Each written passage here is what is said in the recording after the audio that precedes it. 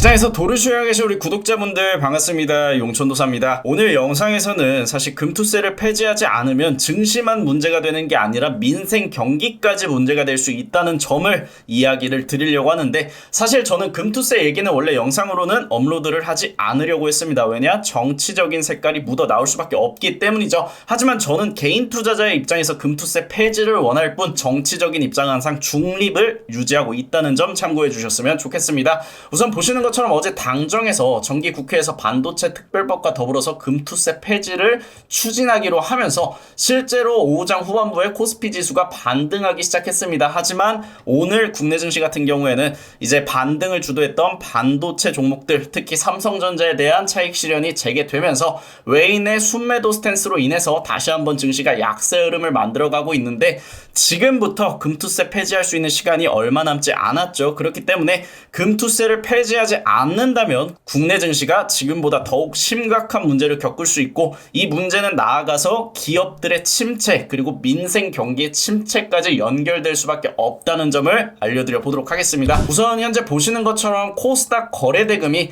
올해 최초로 4조 원대로 내려왔습니다. 그만큼 코스닥 회전율도 감소하고 거래대금도 감소했다는 건 현재 국내 증시에 마땅히 투자할 종목들이 없다는 뜻이겠죠. 더불어서 개인 투자자들이 국내 증시보다는 해외 주식을 조금 더 선호하고 있다고도 생각을 해볼 수가 있고요. 실제로 나스닥 같은 경우에는 역사상 최고가를 갱신하는 과정에서 국내 증시는 현재 완전한 디커플링 현상을 보이면서 하락하고 있습니다. 현재 실제로 글로벌 증시 내에서는 국내 증시가 올해 가장 부진한 모습을 보이고 있고요. 그 이유 중 하나로 대표적으로 손에 꼽을 수 있는 건 당연히 금투세입니다. 이 금투세로 인해서 거래대금이 줄어들 수밖에 없는 이유는, 우선 거래대금과 회전율의 부진으로 인해서 첫 번째 문제는 투자처가 존재하지 않습니다. 실제로 현재 국내 증시를 조금 더 깊게 들여다본다면 개별주들 위주로, 사실상 테마주들 위주로 하루 단위의 짧은 급등락이 반복되고 있어요. 그만큼 개인 투자자들이 포트에다가 종목을 담아서 가져가는 게 아니라, 실질적으로 투자하는 게 아니라 기술적인 근거로 단순히 트레이딩만 반복하고 있다는 뜻입니다. 그리고 금투세 시행을 앞두고 거래대금은 연말까지 지속적으로 감소세를 보일 수밖에 없고요. 이 거래대금이 없다면 당연히 증시의 활황은 절대적으로 불가능합니다. 코스피 지수와 코스닥 지수가 올라가기 위해선 시가총액이 높은 종목들의 거래가 활발히 이루어지고, 실제로 이 시총이 높은 종목들, 코스피에는 대표적으로 삼성전자가 있고 현재 코스닥에는 대표적으로 알테오젠이 있겠죠. 지금 말씀드린 이 시가총액이 높은 종목들이 강세를 보여야 지수를 끌어올릴 수 있고, 이 시총이 높은 종목들이 강세를 보이기 위해선 거래대금은 반드시 필요합니다. 모든 주식은 결국 투자자가 매수와 매도를 반복함으로써 주가 등락이 형성이 되기 때문이죠. 그리고 이 거래대금 회복을 위해서 금투세는 사실 한 걸음 나아가는 수단에 불과합니다.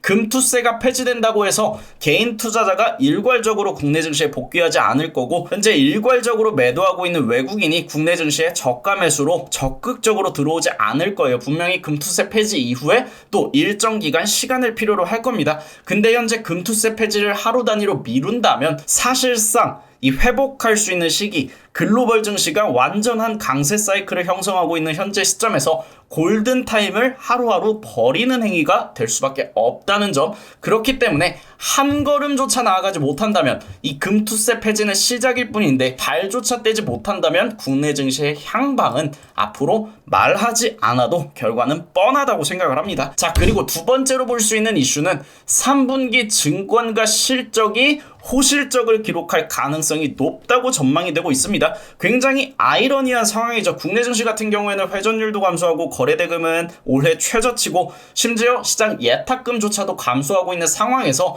이 거래 수수료가 잘 나올래야 나올 수가 없는데, 증권가 실적이 어떻게 잘 나오고 있냐? 바로 이 해외 주식, 사실상 나스닥이죠. 국내 개인 투자자들이 나스닥에 적극적으로 투자를 하면서 보시는 것처럼 국내 투자자들의 외화증권 거래 규모가 급증하고 있다고 합니다. 그래서 일평균 거래대금이 전년 대비 78.2%, 직전 분기 대비 30% 증가를 하면서 여전히 증가세를 기록하고 있고요. 나스닥 시장에 투자하는 거 절대 뭐라고 할 일이 아닙니다. 현재 나스닥 시장 같은 경우에는 굉장히 강한 흐름을 유지해주고 있고, 투자자의 입장에서도 굉장히 매력적인 투자처입니다. 그렇기 때문에 국내 개인 투자자가 나스닥에 투자하는 행위에 대해서 절대 뭐라고 하면 안 돼요. 근데 적어도 이 해외 주식에 투자를 한다는 건 우리나라의 투자 자금이 해외로 유출된다는 겁니다. 그리고 그 투자를 받은 기업들은 그 투자금을 토대로 더 큰 발판을 만들어서 성장을 이뤄내게 되겠죠. 물론 나스닥, 나아가서 미국은 우리나라의 동맹국이기 때문에 미국의 성장이 우리에게 저해가 되진 않습니다. 하지만 적어도 우리나라가 성장하기 위해선 우리나라 기업들이 살아야 되는데, 우리나라 기업들이 살기 위해선 증시가 당연히 활황을 만들어줘야 되겠죠. 그래서 정리해서 말씀을 드리면, 일단 첫 번째로 외국인의 수급 공백은 지극히 당연하다고 봅니다. 우리나라 개인 투자조차도 믿지 못하는 현재 국내 시장 환경에 외인의 수급 공백은 당연히 지극히 당연하다, 이렇게 이해를 할 수가 있고요. 현재 국내 증시 같은 경우에는 이미 기울어진 운동장입니다. 공매도 금지 이후에 외국인은 코스피 시장을 버렸다고 봐도 무방한데, 이 말이 뭐냐? 공매도 금지 이후에 실질적으로 외국인만 공매도를 못하고 있습니다. 기관 같은 경우에는 유동성 공급자의 명목으로 여전히 공매도가 가능해요. 하지만 외국인 같은 경우에는 공매도, 이 해지성 대응이 불가능해짐으로써 매매할 메리트 자체가 훼손된 상황인데, 금투세로 인해서 개인 투자자의 수급까지 이탈하고 있으니 외인이 들어올래야 들어올 리가 없다는 거겠죠. 그리고 외국인의 입장에서 이 중국 증시, 천문학적인 증시 부양책을 통해서 아시아 증시 내에서는 가장 강력한 투자처로 부각되고 있는 이 시점에 우리나라 주식을 살 이유가 없는 겁니다. 저가 매수 메리트 하나만으로는 매수를 할 필요가 없어요. 왜? 우리나라 시장 같은 경우에는 상위 1%의 수급 주체가 시장을 견인하는데, 이 상위 1%의 수급 주체가 주가를 올릴 때 개인 투자자가 함께 붙어줘야 결국에는 완만한 상승 추세를 만들어낼 수 있게 되죠. 하지만 상위 1%의 수급 주체가 저가 매수로 들어왔을 때 뒤따라서 들어올 수 있는 개인 투자자의 수급이 없다면 당연히 앞선에 형성될 수 있는 매수세도 들어올 필요가 없어지게 되는 겁니다. 그래서 이 외인과 기관을 뒷받침할 수 있는 개인조차 금투세로 인해서 떠나가는 추세가 만들어지고 있다는 점은 당연히 금투세 폐지를 앞당겨서 시행해야 되는 근본적인 이유기도 하고요. 나아가서 현재 우리나라 증시에는 유동성이 반드시 필요합니다. 왜? 지금은 21세기 중에서 가장 크게 시대가 변화하는 시점이에요. 당장 올해도 변하고 있지만 내년, 내후년, 나아가서 2030년에는 이 세상이 어떻게 바뀔지 전혀 가늠할 수 없는 변화의 바람이 불고 있습니다. 그 이유는 당연히 인공지능이죠. 이 인공지능 같은 경우에는 우선 나스닥 지수를 끌어올리고 있는 빅테크 기업들의 성장 동력원이 되고 있습니다. 그리고 나아가서 이 인공지능은 10년 안에 초인공지능으로 진화하면서 지성 집단인 인류보다 더 강한 지성을 가지게 되고, 인류와 인공지능이 더불어 살아가는 세상이 온다고 하는데, 이뿐만이 아니라 결국에는 중국과 미국이 인공지능 첨단 반도체를 놓고 싸우고 있는 이유는 초인공지능이 결국 추후에 국가 간의 패권을 다툴 수 있는 문제가 될 수 있기 때문입니다. 그 이유는 간단하죠. 인공지능이 이미 무기에도 도입이 되고 있어요. 러우 전쟁에서도 드론이 가장 많이 활용되고 있고, 이스라엘과 이란의 분쟁에서도 드론이 가장 많이 활용되고 있습니다. 우리가 드론이 처음에 나왔을 때 군사적으로 활용될 수는 있어도 지금처럼 적극적으로 활용될 수 있으리라고는 전혀 생각을 못했죠. 드론과 인공지능이 결합되면서 어마어마한 전쟁 병기가 되고 있는데, 인공지능이 앞으로 향후 10년간 초인공지능으로 진화하게 되었을 때 이 인공지능 기술을 선점하게 된 국가는 당연히 선진국 반열에 새롭게 올라올 수 있고, 혹은 이 선진국 내에서 서열이 뒤바뀔 수 있는 내용입니다. 미국을 따라잡진 못해도 적어도 우리나라가 지금 당장 이 변화의 바람을 타고 성장하기 위해서는 인공지능 시장에다가 적극적으로 투자를 해야 할 때예요. 근데 증시에 자금이 메말랐다. 그렇다면 기업들은 자금을 어디서 조달합니까? 은행에서 지금 대출을 끌어오기에는 금리가 문제고, 금리가 내려가기에는 향후 3, 4년간의 시간을 더 필요로 할 텐데, 금리가 완전히 바닥을 찍었을 때 대출해서 인공지능 기술을 개발한다면 이미 늦은 겁니다. 그렇기 때문에 지금이 골든타임일 수밖에 없어요. 인공지능은 누구나 다 출발선상은 같았지만 벌써 1년 만에 초격차 기술력이 벌어지고 있습니다. 그리고 우리나라도 반도체 강국인데 인공지능 시장에다가 적극적으로 투자를 유치해서 이 시장을 조금이라도 선점을 했다면 향후 10년 뒤에 인공지능 시장 안에서 우리나라의 입지, 이 국가의 위상이 달라졌을 텐데 벌써 1년을 허비했어요. 왜? 증시가 제대로 된 역할을 수행하지 못했기 때문에. 그래서 정리를 해서 말씀드리면, 그 어느 때보다 현재 미국 증시가 빅테크에 대한 의존도가 높은 이유는 이 인공지능 시장은 결국에는 국가 간의 패권 서열을 흔들 수 있는 기술이기 때문입니다. 미국과 중국이 서로 첨단 기술을 견제하고 공급망 분쟁을 벌이고 있는 이유, 이 인공지능이 무기화가 가능하기 때문이에요. 결국에는 국력은 국방력에서 나오기 때문에 이 무기화가 가능한 인공지능 기술을 최대한 늦게 개발될 수 있게끔 견제를 하는 거고, 자국 내에서는 최대한 최첨단 기술을 선점하기 위해서 경쟁하고 있는 겁니다. 그리고 우리나라 또한 글로벌 경쟁력을 입증한 반도체 기업들이 굉장히 많습니다. 나아가서 AI, 소프트웨어, 통신기술, 우리나라 그 어느 나라보다 뒤떨어지지 않아요. 근데 앞으로 더 치고 나가려면 적극적으로 투자를 해줘야 되는데, 이 자본시장 안에 유동성이 메마른다면 기업들이 돈을 어디서 끌어옵니까? 돈이 없다면 기술 개발은 제한될 수밖에 없고, 추후에는 이런 기술들을 또 해외에서 돈을 들여서 사오게 되겠죠. 그렇기 때문에 진정한 선진국으로 거듭나기 위해서는 지금은 기업이 먼저 살아야 되는 시점이라는 점, 대한민국을 위해서도 금투세는 폐지가 되어야 한다. 그리고 금투세로 인한 증시 침체는 결국에는 경기 침체로 연결이 될 수밖에 없습니다. 빅테크 기업들은 실제로 현재 올해 상반기까지만 하더라도 실적 부담감이 왜 존재했습니까? 천문학적인 금액을 인공지능 시장에다가 투자를 했기 때문에 지출된 비용이 많아서 이걸 회수하는데 시간이 굉장히 오래 걸릴 것이다. 이게 실적에 대한 부담으로 돌아왔고, 실제로 2분기 실적 시즌까지 빅테크 기업들은 꾸준히 흔들렸어요. 하지만 3분기 구글부터 포함해서 현재 엔비디아도 그렇고 다 좋은 실적 만들고 있죠. 그래서 벌써 이 미국의 빅테크 기업들은 인공지능 산업을 선도하고 있습니다. 그리고 그 선도하기에 앞서서 천문학적인 비용을 먼저 투자를 했어요. 근데 우리나라는 현재 천문학적인 비용을 투자할 수가 없는 상황입니다. 그렇다고 해서 우리나라가 반도체 특별법을 만들 때 지원금과 관련된 얘기가 나왔냐? 아직 지원금과 관련된 얘기가 안 나왔습니다. 그렇다면 기업들은 아직까지는 이 자본시장에 의존할 수밖에 없는 상황이에요. 그래서 우리나라 기업들 또한 이 인공지능 시장에 적극적으로 투자할 시점인데, 이 자본시장, 대한민국 백과사전에도 이렇게 표현이 되어 있습니다. 자본시장이 존재하는 이유는요, 기업의 확장과 개량을 위해 장기적인 산업자금의 수요와 공급이 이뤄지는 시스템이다. 그리고 이 자본시장이라는 것은 과거 동인도 회사에서 출발해서 현재까지도 대체할 수 있는 자본 시스템이 만들어지지 않았습니다. 그렇다면 적어도 21세기까지는 이 주식시장이 결국에는 기업들의 곳간이라는 건데, 우리나라 기업들은 현재 전 세계를 상대로 경쟁을 해야 되는 입장인데 자원이 마른 거예요. 곳간이 비어가고 있습니다. 그렇기 때문에 이 자본시장의 침체는 결국에는 우리나라 경기 침체로 연결될 수밖에 없어요.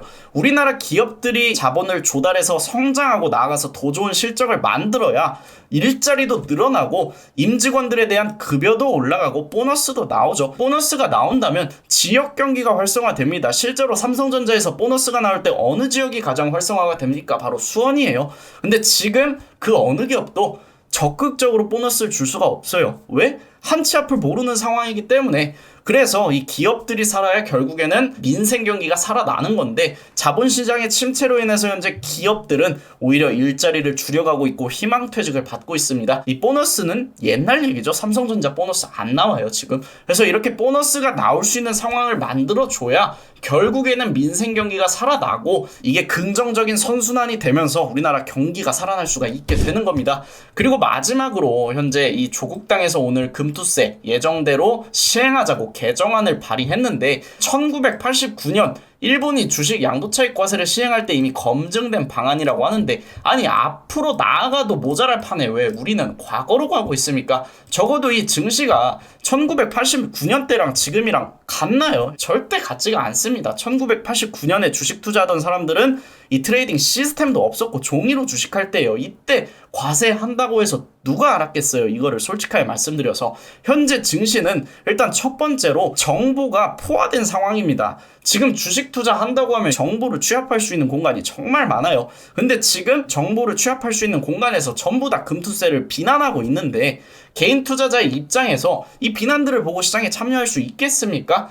적어도 이 금투세가 장기적으로 증시를 선진화시킬 수 있다는 방향을 가지고 발의가 된다고 하더라도 우리나라 시장은 현재 선진화보다 더 중요한 시점이라는 점, 골든타임을 겪고 있다는 점을 생각을 한다면 이런 거추장스러운 내용들보다는 폐지가 맞다. 그리고 농특세도 이중과세라고 해서 이 금투세를 납부한 사람들은 과세를 면해주겠다고 하는데, 그럼 반대로 금투세를 내지 않으면 어차피 농특세는 동일하게 내는 건데 이게 이중과세죠. 사실 수익을 내도 세금을 내고 수익을 못 내도 일단 농특세는 그대로 받겠다. 뭐가 메리트가 있는 겁니까? 그리고 마지막으로 선진국인 미국은 금투세를 현재 시행하고도 연 단위로 추세적 상승이 나온다고 하는데, 우리나라는 기본적으로 미국 시장을 동일하게 따라갈 수가 없는 게, 나스닥 빅테크 기업들은 주가가 상승하는 과정에서 뭘 꾸준히 해줍니까?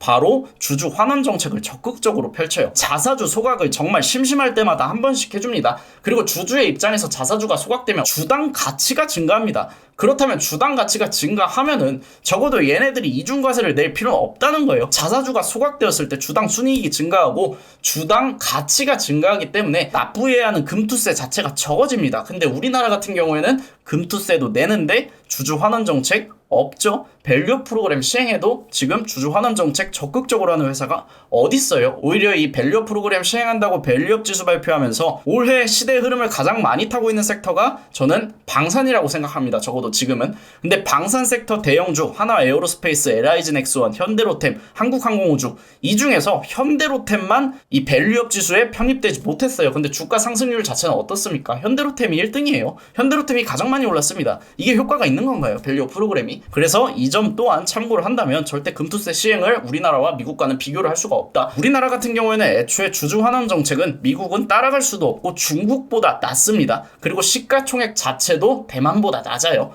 어디에다가 비교를 합니까 이거를요. 그래서 결론적으로 이 금투세 폐지는 우리가 나아가야 하는 하나의 스텝에 불과해요. 이 금투세 폐지한다고 해서 우리나라가 극적인 반등 뭐 단기간엔 나올 수 있겠죠. 하지만 이게 추세적 상승으로 연결되기에는 시장이 오랜 기간 고통을 받아온 만큼 개인 투자자의 신뢰를 회복하기 위해서 또 시간을 필요로 하게 될 거예요. 근데 지금은 골든타임인데 금투세 폐지를 하루하루 미루게 된다면, 일단은 첫 번째로 코스피 대표 종목을 제외하면 우리나라 같은 경우에는 국내 증시 대부분의 종목에 시세를 메이킹하는 수급 주체가 존재하는데, 이 시세를 메이킹하는 수급 주체라 함은 세력 혹은 외인, 기관이라고 우리가 표현할 수가 있겠죠. 그리고 시세를 메이킹한다면 당연히 투자 금액이 높을 겁니다. 이 금액 자체는 수탁사를 꼈든 신용을 꼈든 어차피 많은 수량의 주식을 가지고 있을 거예요. 근데 이 금투세는 상위 1%의 투자자를 겨냥하는 세법이라고 하는데, 결국에는 우리나라 주식시장은요, 이 상위 1%의 투자자가 시세를 견인합니다. 앞서 말씀드렸던 것처럼 우리나라 주식시장은 대만보다도 시총이 낮아요.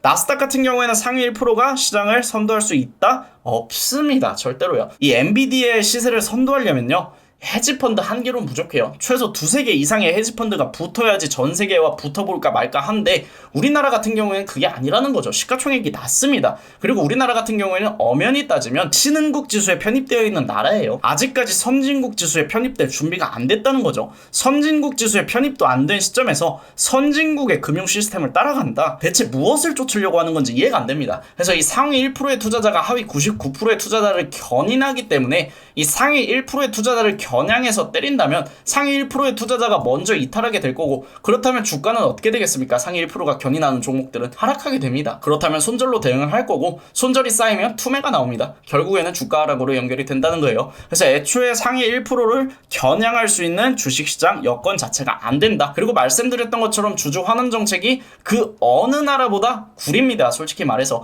하지만 그럼에도 불구하고 국내 증시만의 메리트가 있었던 시장이 맞죠. 근데 우리가 주주 환원 정책을 바라지도 않을 뿐더러, 또 나아가서 우리나라는 전 세계에서 유일한 분당 국가인데 코리아 디스카운트가 기본적으로 깔려있는 나라에 수급 주체마저 없다면 이 시세를 도대체 누가 만들어 갑니까? 과연 금융시장 선진화를 위해서 현재 이 시점에 금투세를 도입하는 게 옳습니까? 이렇게 말씀드리고 싶습니다. 금투세를 도입하기 위해서는 적어도 증시부양책이 먼저 나와줘야 한다고 생각을 하고요.